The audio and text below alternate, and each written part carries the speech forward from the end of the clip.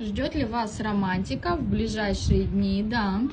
Через дороги вам улыбается удача и любовь.